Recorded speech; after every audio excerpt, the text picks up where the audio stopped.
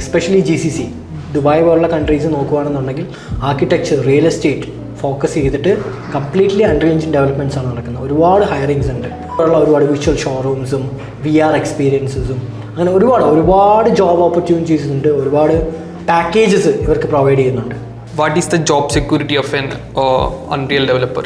Job സെക്യൂരിറ്റിയെ പറ്റി പറയുകയാണെന്നുണ്ടെങ്കിൽ നാട്ടിൽ അൺറിയലിന് ഇംപ്ലിമെൻറ്റേഷൻ കുറവാണ്, പ്രോജക്ട്സ് കുറവാണ്. കാരണം അൺറിയലിന് എടുക്കുന്നൊരു delivery time plus time of investment എന്ന് പറയുന്നത് ഭയങ്കര വലുതാണ്. പക്ഷേ ഔട്ട്പുട്ട് ക്വാളിറ്റി ചൂസ് ചെയ്യുന്നവർ ഇപ്പോഴും ഇന്ത്യയിലുണ്ട്. അതിനനുസരിച്ചുള്ള പ്രോജക്ട്സ് നമുക്കുണ്ട്. കേരളത്തിൽ കുറവാണെന്നേ ഉള്ളൂ. അപ്പം മോസ്റ്റ് ഓഫ് ദ പ്രോജക്റ്റ് എൻ്റെ ഫേമിനടക്കം കിട്ടുന്നത് ബാംഗ്ലൂർ പോലുള്ള ലൊക്കേഷൻസിൽ നിന്നാണ്. എമൗണ്ടും ഹ്യൂജാണ്. പ്ലസ് അൺറിയലിൻ്റെ ഞാൻ നേരത്തെ പറഞ്ഞ പോലെ ആ ഒരു വിഷ്വൽ ഫെസിലിറ്റി നമ്മൾ ഓഫർ ചെയ്യുന്നതുകൊണ്ട് തന്നെ നമുക്ക് ഒരുപാട് ജോബ് പോസിബിലിറ്റീസ് ഉണ്ട്. അത് നമ്മളിപ്പോൾ ലിങ്ക്ഡിൻ പോലുള്ള പ്ലാറ്റ്ഫോം ചെക്ക് ചെയ്താൽ പോലും ഇപ്പോൾ അൺറിയൽ ഡെവലപ്പേഴ്സ് റോള് എന്ന് പറയുന്നത് ഒരുപാട് റോൾസ് നമുക്ക് കാണാൻ പറ്റുന്നുണ്ട് അൺറിയലിൽ. എസ്പെഷ്യലി സർട്ടൺ സ്പെസിഫിക് ആയിട്ടുള്ള ടെക്നിക്കൽ സ്പെഷ്യലിസ്റ്റ് റോളുകൾ, അതേപോലുള്ള AI ഇൻ്റഗ്രേറ്റഡ് റോളുകൾ. അപ്പം AI ഇൻ്റഗ്രേഷൻ നമുക്കറിയാം, AI നല്ല രീതിക്ക് ഗെയിം ഡെവലപ്മെൻറ്റ് ബാധിക്കുന്ന ഒരു കാര്യമാണ്.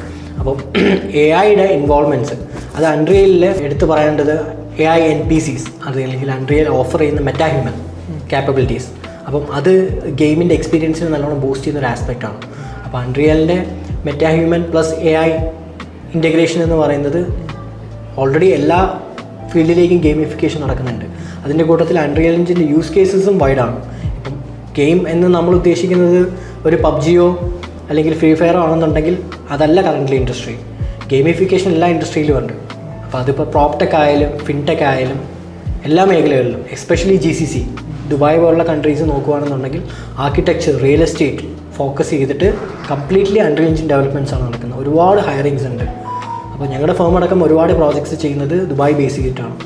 അതും ഇതേപോലുള്ള ഒരുപാട് വിർച്വൽ ഷോറൂംസും VR എക്സ്പീരിയൻസസും അങ്ങനെ ഒരുപാട് ജോബ് ഓപ്പർച്യൂണിറ്റീസ് ഉണ്ട്. ഒരുപാട് പാക്കേജസ് ഇവർക്ക് പ്രൊവൈഡ് ചെയ്യുന്നുണ്ട്.